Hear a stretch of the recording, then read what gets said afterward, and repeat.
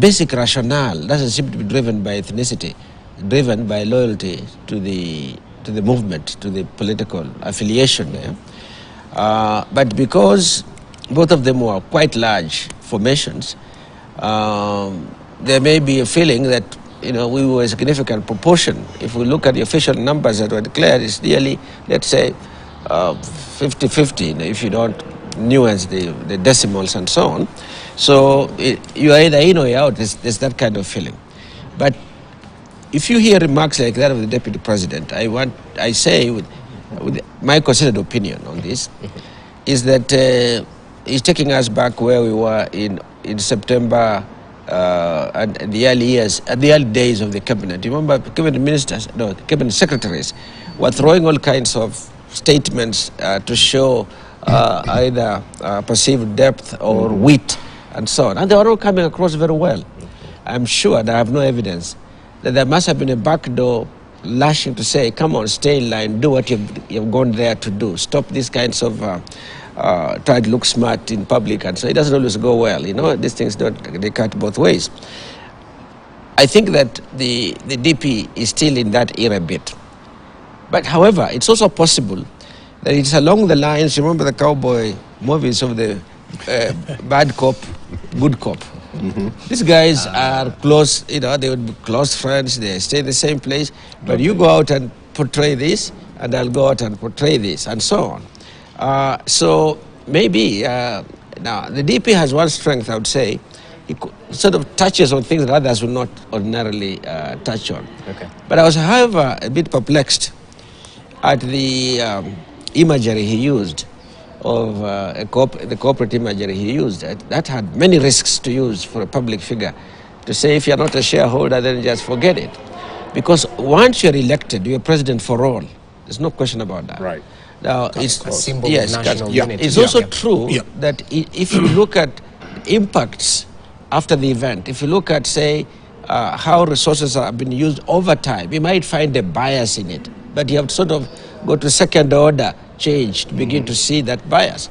But now here is one who says it in your face, if you aren't in this team, don't expect this thing. I think he should have added that you were saying that in jest. He didn't add that. And remember, he's the deputy president, one who would be president if the president stepped aside from him. He's not a vice or assistant president, he's the deputy president. True. The other side of the same coin. So I really would suggest, personally, I think, that the deputy president should probably be a bit more considerate in how he uses his extensive ability to call it like it is. I think it was okay in the campaign. I think now they're in charge. Let lower level officials probably say things like that, interpret it like that. But I don't think that the number two in the country should be the one at the lead to say that. You can tell somebody is stupid without saying you're stupid. Yes, true. And you get away with it. You get away with it? Yes. Okay. Yeah. Are we being too hard on DP Gachagua? Because if I take you back, the previous administration, when the current president was a deputy, I mean, we wouldn't be shocked if, during the campaign period, prolonged if it was, that such a statement might have been mentioned. Are we being too hard on the current deputy president? I don't think you're being too hard, and I don't think that this president, who was then deputy, would have used those kinds of words. No, he was very cautious. And remember, I think he's the first deputy or vice president who completely traversed the country. I mean, he may have had long-term interests to sort of get exposed everywhere. So I do not think that he sat in one corner and sort of threw barbs at the rest of it.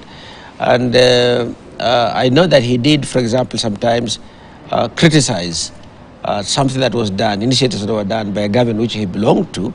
But it's possible to be inside the government, but to feel differently about it. You could say that. I think that the DP must support the president in unifying the country. And while I'm at that, I can't miss to comment on the president's foray, say in Nyanza specifically. I think just visits by themselves, I would say, that's a good start. Because you interact with the people at the local level. You make promises, even if they are political promises, which some that did not happen. So that you do not have that example of the deputy president. You are not part of the you don't hold shares here, so you don't have a voice. And you could see when the president was in one of the Nyanza counties, he had intensive meetings with high-level people. The senator from Siaya, who is the Honorable Raila's brother, didn't stay away because the president came and, we represent the opposition. No, he was with him. The governor of Siaya, for example, and all around. And I think that's what we need. A dialogue is needed. Even if you don't show up in the State House, but there's a line of communication. It's very important. That's how governance occurs. Okay. And I think Trump is the best example in the world about how any country, if you take an extremist position, you can ruin a process. Yep. Trump was one of those that just sort of threw things out there, as if he was not even the president, as if somebody else was the one governing. Yeah, even his same brother in Brazil, Yes. who's just been thrown out. Yes. Yeah. So I think that life is not like that. Even in our own families. Okay. Even if you have only one wife, like Professor Gitura has got. Thank you. I think there's something. You can't just say what you like. No. There's something I wanted to add. He's brought about the briefly. and then Nilaki maybe kicks in. Go ahead. But you also must step back and see the maturity of the office demands. If they look up to the elections last year, 1 year, the current president who went through hell, he did went to hell, but he kept his cool. Some of the things you see in public which were happening, and everybody in the whole country was against.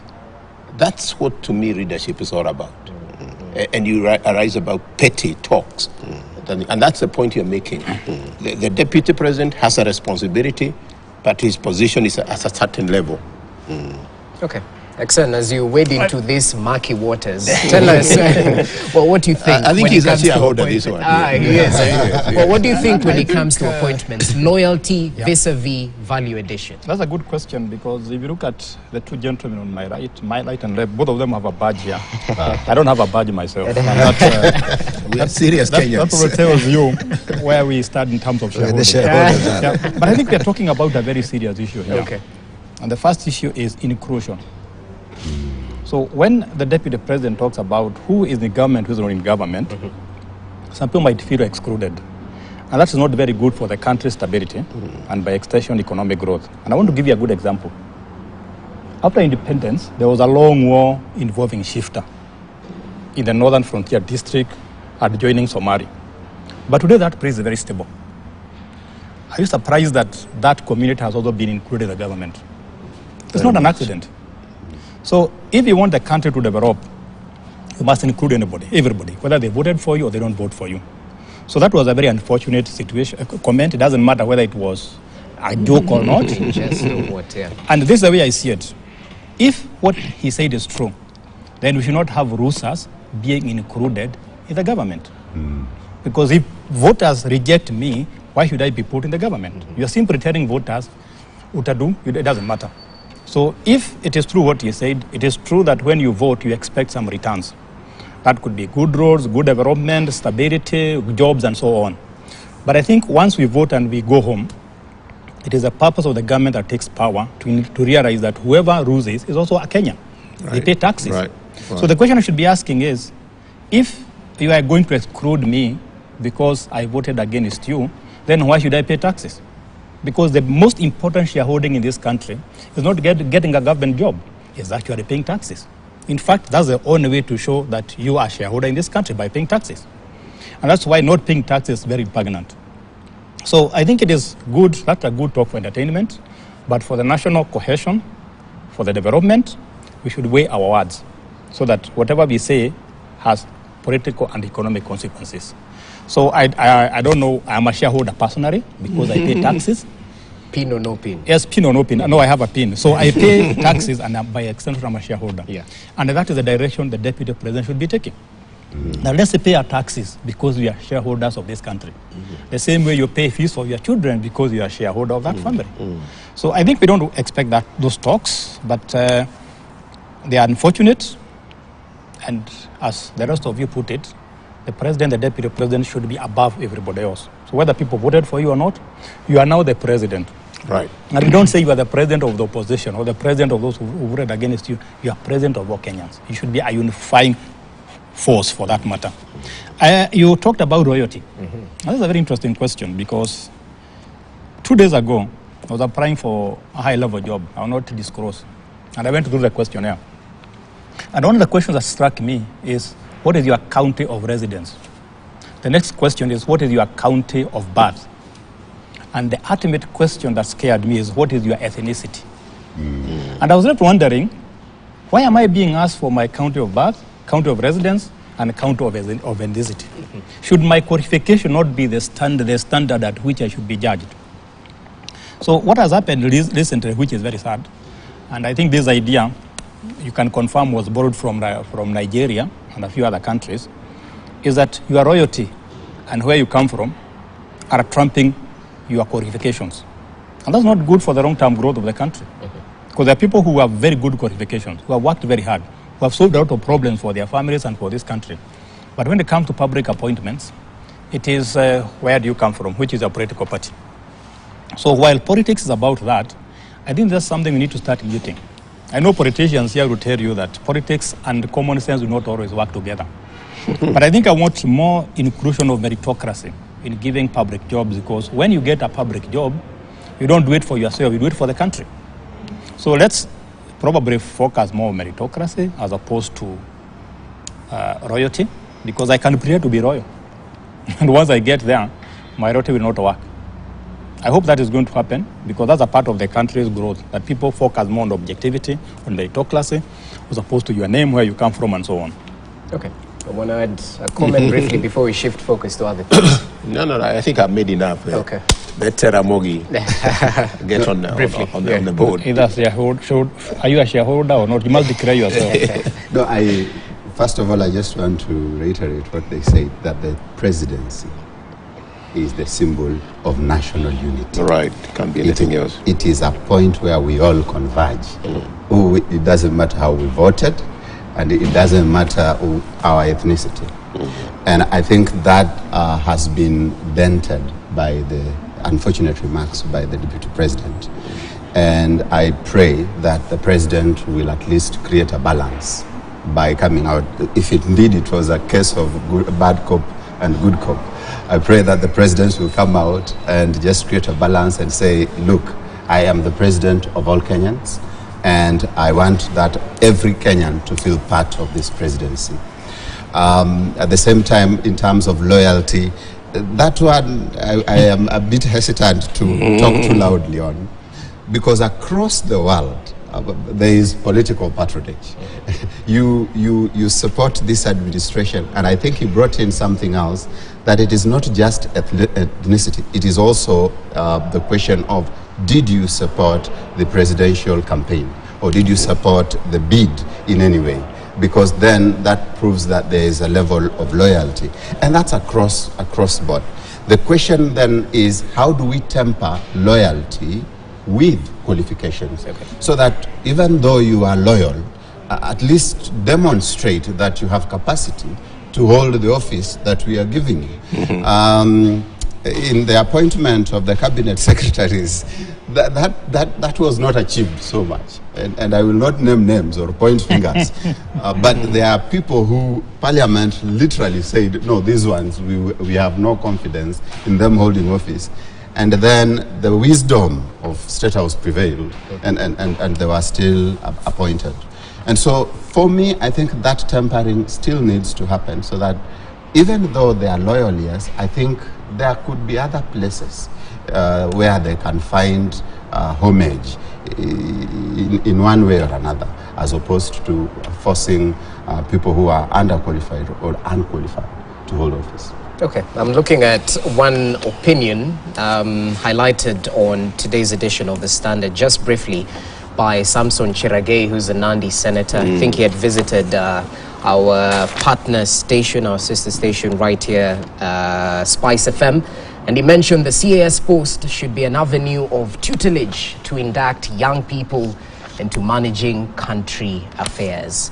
So when it comes to meritocracy, you know, I don't mean to rain on the young fellas, but when it comes to that, I'm pretty sure they're more qualified, older individuals who might, you know, suit for this particular CAS post. So when it comes to the youthful angle of it, perhaps just briefly, what do you make of such an angle? No, I agree totally. You agree? Yeah. I totally agree with that. Although youth, now that is the question. Is it the Kenyan youth or the UN youth or the political youth? Because the political youth, even at 45, you are youth. The UN is 30, the Kenyan constitution is 35. So that one is still very fluid. Okay. I'm not sure I go for that. Why is that? Allow me at least to finish, Prof. Okay. Briefly. Okay. I'm not crucified. Go ahead. They need a buffer, yeah? Yeah. Okay. And the reason is, you see, the CS will probably most of the times go to someone who's been in public service for a while, or someone with a lot extensive experience. The PS, equally, the president would want someone with a wealth of experience that will actually guard the finances of that ministry. And so then you find that in many instances, the youth really don't find themselves in that top tier. And then that means that the space that remains that the youth can easily access is the CS position. And I think that should be accessed by them more easily. At the same time, there is not just the youth, but there is the youth and the other vulnerable groups, like persons with disabilities, like women. Well, in Nairobi, I think more women are employed than men. The rest of the country, I'm not so sure. So I'm not sure there are any vulnerable as yet within the city.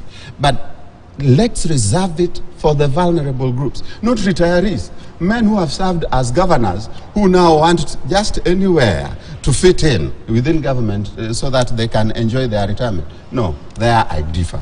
Prof, you can now come in and differ. He's in charge of the program. So thank you. Go ahead. Okay, go ahead, Prof. Sorry for coming in strong into that. It's on page 14, was the CS position. Post should be an avenue for tutorage to induct young people. But perhaps we need to step back in terms of defined tutorage. I can go through tutorage without necessarily being a CAS. Now, and this goes back to even the earlier discussions we have just had today. One important thing is to ask, what is JD for a CAS? I went through 2 terms, and my experience was the CS cannot come, so he has sent the CS to open the meeting.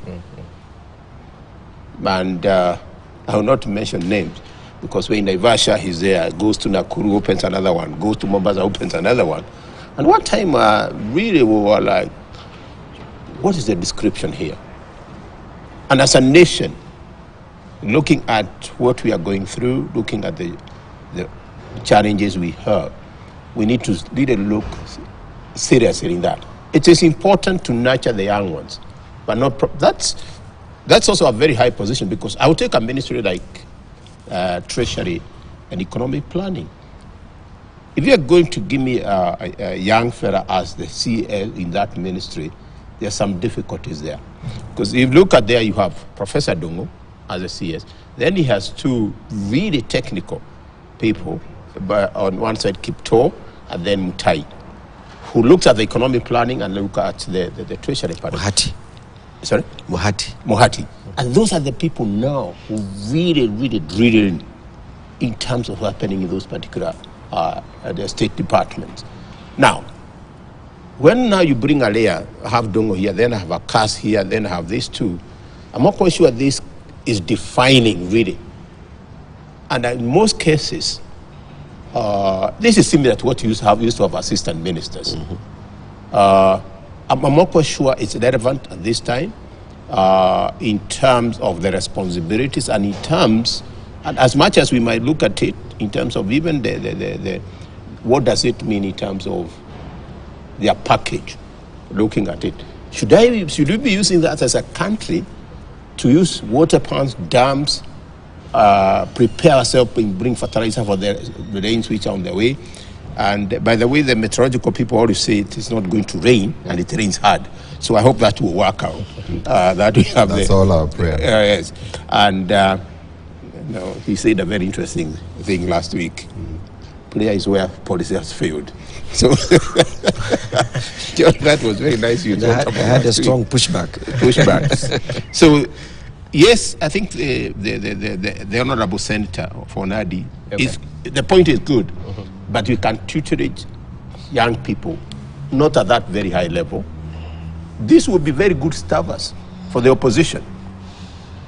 Collecting the information about opposition. There are subsidies. This has been done this in Egypt, has been done this way. How do we bring it out? As they grow, they understand how government works. So it was not in bad. I believe that it's good to have tutorage to the young people, Ramogi. I don't know, but there's a way we are going about it. Let's rope in there, the gentleman. There's a way we are going about it. Two-people affair. Okay, kindly go. I want to listen 20 cents. Give 80 cents. Okay, I will give you that. I see the issue, you can even give you a dollar. I think the issue of CAS is more political than economic. Yeah. If you look at the background, when President Uhuru took over, a lot of his ministers were technocrats. And I think with the time he realized, they understand the technical part but not the political part. And maybe that's why he brought in he started looking for politicians, because he felt there would be more. Apologies, I have to cut you short due to a little bit of challenges on our end. As we fix it, kindly, Bunyasi Sakwa, kindly add your voice to that before we cross back to Professor Excel Iraqi. You wanted me to say something now? Yes, kindly. Okay. Two things I'm going to say. First, what Professor Iraqi said about issues of residence, birth, and so on. If we're going to seek a unifying country, nobody should really worry about where you are born. Where you live is much more important. Absolutely. And I think the question of what's your ethnicity should be left to cross-sectional studies by universities and others. They may be looking for certain traits in there that are important. But I think I have a living example where my daughter, who had lived out of the country, was seeking to get an ID. And she came to this big panel of 21 people trying to check whether she's truly Kenyan. I am here, the father. They asked her, are you from Kenya? Then she said, yes, my dad is out here. And they weren't interested in talking to the dad. So I came out, and when they asked her if she can speak Luya, and she couldn't speak much Luya. Yeah. She said, no. And why? She asked them, why do you ask me that question? Surprised them. They thought she was a rude kid. And the person who spoke to her barely spoke Luya himself. And I think it was just an ugly scene. Sometimes these things are completely unnecessary. So I agree with the professor on this one. Then I think back on the topic that you wanted me to comment on. I think maybe I've spoken too much. I think probably I just let that pass for now. I'll get back to No, we invited you to talk. Okay, on the CAS thing, give us your view. I think it's wrong. It's completely misguided for people, particularly youth, to think that the best thing is to present them somewhere all the time for those who are completely unprepared. Let me give two examples, one political, one in sports. If we are looking for youths with some preparation, who could probably be minister, could be CAS, could be PS, Rift Valley has done a good job of electing, for example, bringing forth young people from long ago. How do you get to elected for a county-wide position at the age of barely 24? Not many areas produce people like that. And all these senators, and these general gays and so on, are very young people. They have thrust themselves into this space. They can be anything that matters. A certain kind of preparation is really important. Just because you are at such an age, that by itself is not a qualification. But I think the idea of having a CAS, I think is good, because ministers, when they remove their deputy ministers, are running helter-skelter just to keep up. And they need somebody who is a political animal in the middle there, maybe technical, maybe political, to help step in for them. All right. I think that too much is being placed into it. And now you are seeing people thinking that CAS now should be, I completely disagree with the senator's view, It's now leaning towards bringing in youth, and I think that's completely, unnecessary. But I think youth in the president. In sports, the reason you see youths becoming world champions, Tiger Woods became a phenomenon when he was still in his early 20s because of preparation. In this country, there were years in the 70s, we had quite strong stars in tennis. They had been prepared. And you don't get a 30-year-old tennis player complaining about a 19-year-old one, but the 19-year-old one has been prepared.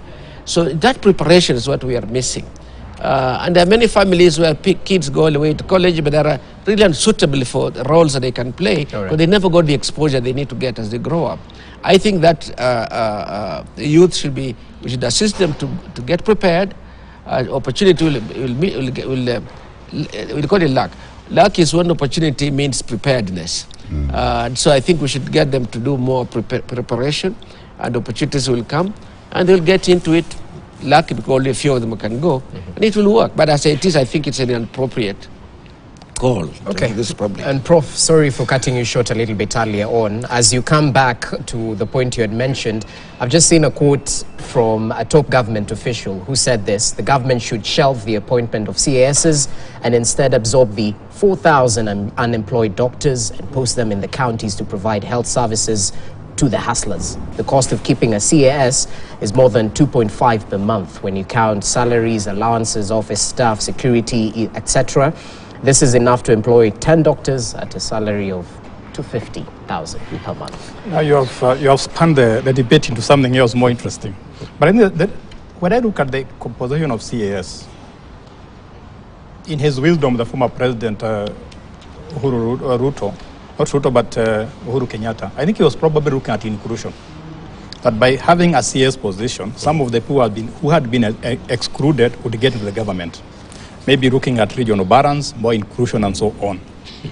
But the other reason that brought CAS was something I noted in the first 5 years of President Uhuru's government. He realized that politicians were doing better as CSs than technocrats. So he realized in the long run, you need some people who understand the system, who understand the government, who can make things move. And it's not surprising that if you look at the current short list of CAS, a lot of former governors there. Because every president wants to ride on the political part of those people. Because at the end of the day, economics is important, but politics matters. But if those positions have to be there, and that was affirmed by the government, I think I want more meritocracy than loyalty. And if they have to be royalty, they must be tampered with some meritocracy. On your question about whether we need those posts. As a professor at the university, I'm very saddened to hear that, or to notice that there are doctors who cannot get jobs. You spend 6-7 years doing a degree, you finish, your family has invested so much, the country has invested so much, and you can't get a job. So it's not just the doctors who need jobs, it's a lot of other professions. So if we can do away with the CAS position and take care of people more deserving cases, I think I would support that. I don't think anything has not been done in the government because we don't have CS position. And I have a feeling that the main reason why we are bringing those positions is because at the end of the day, there will be some political dividends from it. And I probably should say that I don't know how qualified I am, but I applied for CS. Oh, you did? And I was not shortlisted. I will not ask why. I wonder why. You can see him laughing at me. That's why you're being asked about the ethnicity, whatever. Well, that's a story for another day. So I think the other thing we need to look at is how efficient the government be. Because the bigger the government, the harder it is to run. So we should have a lean government, in my opinion. And nobody has told us clearly how CAS is going to make the government more efficient. That's the argument I should be hearing. I can actually tell you that. Can I? Yeah, sure. The new constitution put a cap on the number of ministries that we can have. So that previously, a State Department had a cabinet secretary and a PS. But now, a State Department remains a State Department and a ministry. So you can have 2 or 3 State Departments under one minister or under one ministry.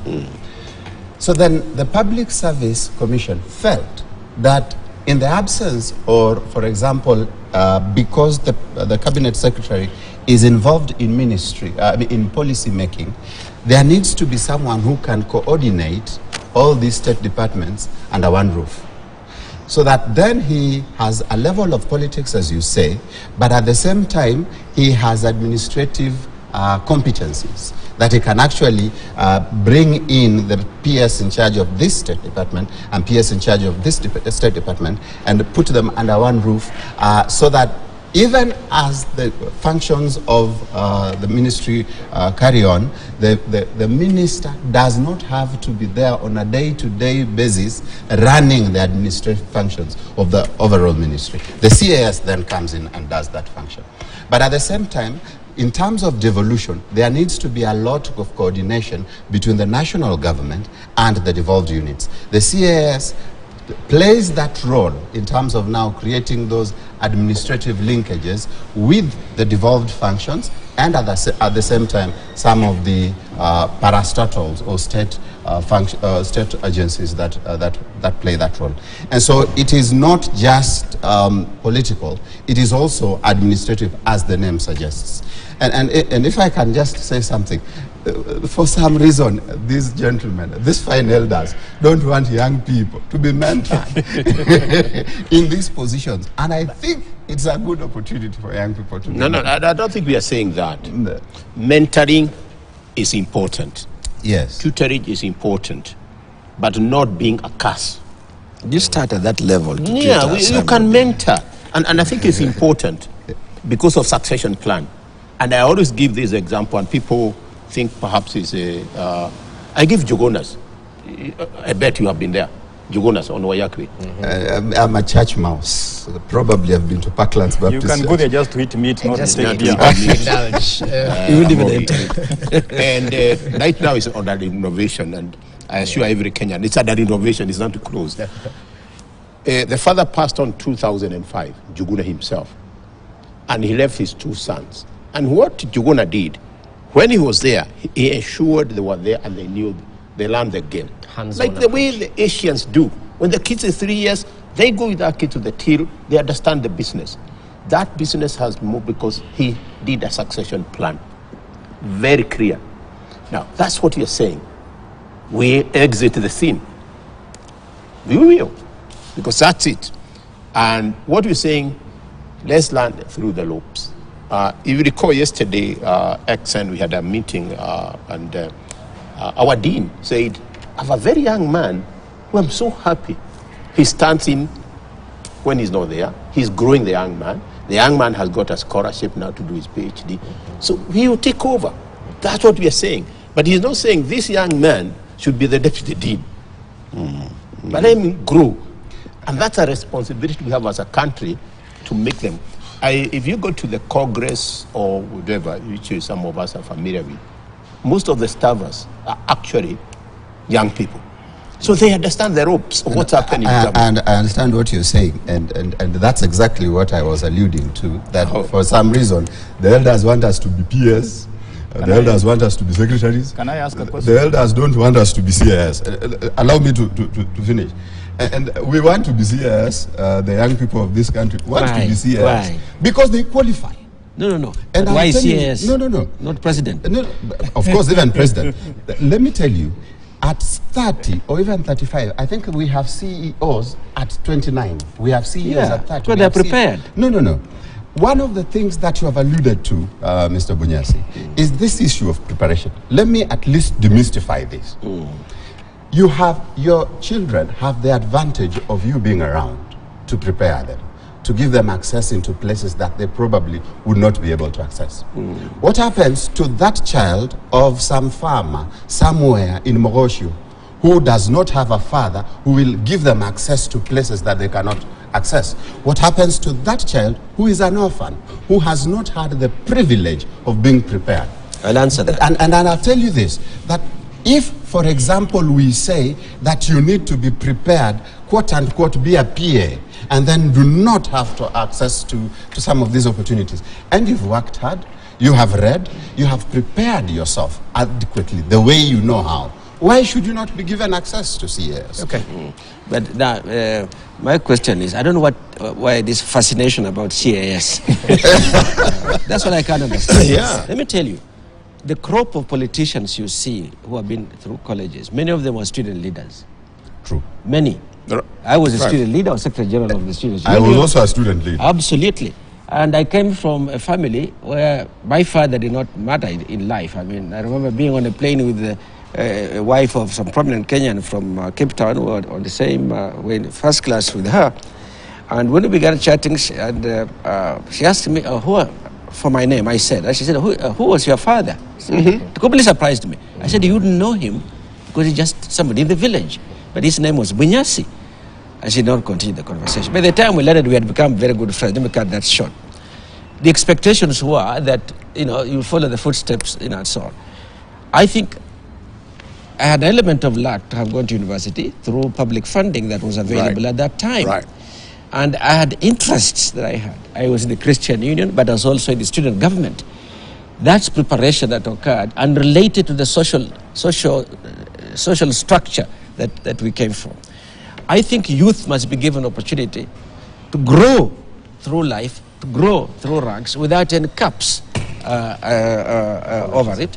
So I think that's the kind of opportunity you give. And one day, maybe even at 25, they'll come out and do something. Toto is a woman rep for, is it Bomet or Kericho? It's Bomet. Bomet. Yes. And there's no evidence that she had any money or was wealthy or anything of that kind. Correct. There was an MP from Meru, the guy who was campaigning in the last election with the same sweater. I forget who he was. And what happened? He won, he got into parliament, he was very young indeed, and unfortunately the gift he got from the president was a luxury Prado. The messaging is quite discordant. Indeed. So I really think that opening of opportunity is very important. I have nothing against a CEO who ends up there at whatever age they might end up. But I think we begin to miss one thing. We're in an economy in which you need everybody's contribution. Some people think, for example, that the older people should be out of this thing. Professor Magoha, after having been a vice chancellor and a professor, 71 years. yes, had decided now to go and teach in Maseno. He was not saying, I want to be deputy vice chancellor. No, vice chancellor emeritus. No, he just wanted to be a professor, a teacher in the department because of what he can contribute. I think that's the approach we should use. So we shall not tell Raila to retire because he's 80. No. I think he has energy. He wants to do it. Let him do it. Okay. There's a way in which you get succession in these things. All right, because we need to put this matter to a rest. No, Finally. I will summarize what Mo is saying. Let him talk. Mo, you summarize the whole thing. I like the way this debate is going because we are starting a very important issue here, which I think is not just about CAS, it's about mentoring, about bringing up the next generation. And I have two examples which you can think about. One of them is our current president. You all know how he was tutored by President Moi up to the time he became the president. I remember seeing him in YK92 doing other things, footwork. That was a part of the mentoring. If you look at President Clinton, when he was a young high school student, he went to White House and shook hands with President John F. Kennedy. And he said he will become the president.